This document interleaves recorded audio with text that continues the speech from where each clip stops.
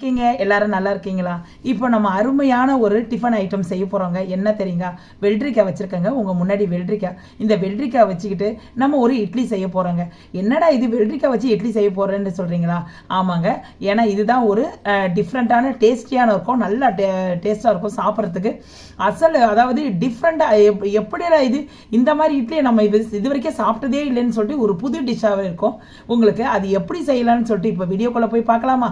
என்னென்னா இதில் நிறைய பலன் இருக்குதுங்க. ஏன்னா இதில் நீர் சத்து அதிகமாக இருக்குதுங்க. இன்னொன்று என்னென்னா உடம்புல நம்ம சூடு அதெல்லாம் அதிகமாக இருக்கு இல்லைங்களா, உஷ்ணம் அதிகமாக இருக்கு இல்லைங்களா, அப்படி இருக்கும்போது இதை நம்ம அன்றாடம் நம்ம எடுத்து சாப்பிடணும். சேலடாக கூட நம்ம எடுத்து சாப்பிடலாம். நம்ம இந்த அன்றாடம் நம்ம எடுத்துக்கணுங்க. இது உணவில் நம்ம எடுத்துக்கிட்டோன்னா உடம்பு குளிர்ச்சியாக இருக்கணுங்க. எப்பயுமே உடம்பை நம்ம குளிர்ச்சியாக வச்சுக்கிட்டாதான் எப்பயுமே நம்ம நல்லா இருக்க முடியும். அதனால் இப்போ இது எப்படி செய்யலாம், இந்த இட்லி எப்படி செய்யலாம்னு சொல்லிட்டு இப்போ வீடியோக்குள்ளே போய் பார்க்கலாமா? வாங்க போகலாம். இப்போ நம்ம குக்கும்பர் இட்லி செய்யறதுக்காக ஒரு குக்கும்பர் எடுத்துருக்காங்க.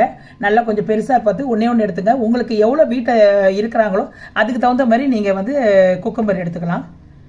இப்போ இந்த குக்கும்பரில் மேலே இருக்க இந்த இந்த சைடில் இருக்கிற காம்பையும் இந்த சைடில் இருக்கிற காம்பையும் கிள்ளிடுங்க. கிள்ளிட்டு அப்படியே இந்த மாதிரி ஒரு கிரேட்டர் எடுத்துங்க. கிரேட்டரில் எடுத்து நாம் அப்படியே திருவிக்கலாங்க. இப்போ பாருங்கள், நம்ம ஒரு குக்கும்பரையை நம்ம நல்லா திருவிட்டோம், நைட்ஸை திருவிட்டோம். இதுக்கப்புறம் நம்ம இதில் என்னென்ன சேர்க்கணும்னு சொல்லிட்டு இப்போ பார்க்கலாம். இப்போ பாருங்கள், முதல்ல ஒரு மிக்சிங் பவுல் எடுத்துங்க. நம்ம கிரேட்டரில் துருவி வச்சுருக்கோம் இல்லைங்களா, வெள்ளரிக்காவை அப்படியே இதில் போட்டுருங்க.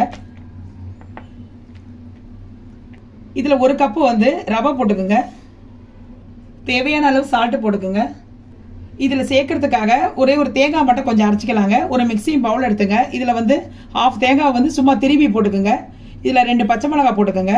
இது அப்படியே கொஞ்சம் அப்படியே அரைச்சிடுங்க. ஆல்ரெடி தேங்காய் திருவந்து தான், சும்மா இந்த பச்சை மிளகாய் கோசம் திருவிக்கிங்க. அப்படியே இப்போ அரைச்சிடுங்க. அரைச்சி விழுந்தது இருக்குதுங்க. இந்த கலவையோட நம்ம போட்டு வச்சுருக்கோம் இல்லைங்களா, ரவையும் நம்ம வெள்ளரிக்காய் அதில் போட்டுருங்க. இதை கொஞ்சம் லைட்டாக தண்ணி ஊற்றி அப்படியே கலக்கிக்குங்க. எல்லாம் பாருங்க, இதே மாதிரி நல்லா கலக்கி ரெடி பண்ணி வச்சுக்கோங்க. இதில் உப்பு இருக்கான்னு சரியாக பார்த்துக்குங்க. உப்பு கொஞ்சம் இல்லைன்னா வாயில் போட்டு பாருங்கள். ஏன்னா அதுக்கப்புறம் இட்லி ஆகிட்ட பிறகு அப்புறம் அப்போ போட முடியாது. அதனால் இப்பயே எல்லாம் கரெக்ட் பண்ணிக்கோங்க. உப்பு இருக்கா பார்த்துங்க. இப்போ இட்லி தட்டு எடுத்துங்க. இட்லி தட்டில் கொஞ்சோண்டு அப்படியே எண்ணெயை தடவிக்கங்க. மேலே ஃபுல்லாக எண்ணெயை தடவிடுங்க. இப்போ பாருங்கள், அப்படியே எடுத்து கொஞ்சம் அப்படியே மாவு எடுத்து இதை பாருங்கள், இதில் அப்படியே அப்படியே ஃபுல்லாக ரேப் பண்ணி விட்டுருங்க. நம்ம அப்படியே இட்லி ஊற்றுற மாதிரி தான். அப்படியே இது பாருங்கள். நான் உங்கள்கிட்ட ஊற்றிட்டு காட்டுறேன். நான் இப்போ இட்லி குண்டா தண்ணி கொஞ்சம் வச்சுருங்க. தண்ணி நல்லா கொதிக்குது.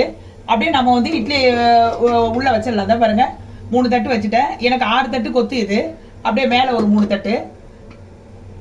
இப்போ நல்லா மூடி வச்சுருங்க. ஒரு 10 நிமிஷம் கழித்து நம்ம பார்க்கலாம். இப்போ 10 நிமிஷம் ஆயிடுச்சுங்க. நம்ம எடுத்து பார்க்கலாம். 10 நிமிஷம் ஆயிடுச்சுங்க. இட்லி வெந்துச்சான்னு சொல்லிட்டு ஒரு நைஃப் வச்சு நடுவில் இதை பாருங்கள் குத்துனான்னு இதை பாருங்கள், கை ஒட்டலை பார்த்தீங்களா, நல்லா வெந்துருச்சுங்க. இதை பாருங்கள், இன்னொரு அடி கூட குத்துற பாருங்கள், நல்லா வெந்துருச்சு. இது கொஞ்சம் ஆறிட்டோடனே நான் எடுத்து காட்டுறேன் உங்களுக்கு. இப்போ பாருங்கள், நம்ம அப்படியே நம்ம எடுத்துடலாங்க. எப்படி சூப்பராக வருதுன்னு பாருங்கள். பாருங்கள் எவ்வளோ சூப்பராக இருக்குது பாருங்கள். இட்லி அவ்வளோ அருமையாக இருக்குது பாருங்கள். இந்த பாருங்கள் எவ்வளோ அருமையாக இருக்குது பார்த்தீங்களா. இட்லி குக்கும்பர் இட்லி எவ்வளோ சூப்பராக. இதை பாருங்கள், ஒட்டவே இல்லை பார்த்தீங்களா. இதை பாருங்கள், தட்டில் ஒட்டவே இல்லை பாருங்கள், எவ்வளோ அருமையாக இருக்குது பார்த்தீங்களா இட்லி. நீங்களும் செஞ்சு சாப்பிட்டு பாருங்கள் ஃப்ரெண்ட்ஸ். இப்போ பாருங்கள், செம சூப்பரான குக்கும்பர் இட்லி நான் ரெடி பண்ணிட்டேங்க. நீங்களும் இதை வீட்டில் செஞ்சு பாருங்கள். ஒரு நைட் டின்னருக்கு செம சூப்பராக இருக்குங்க.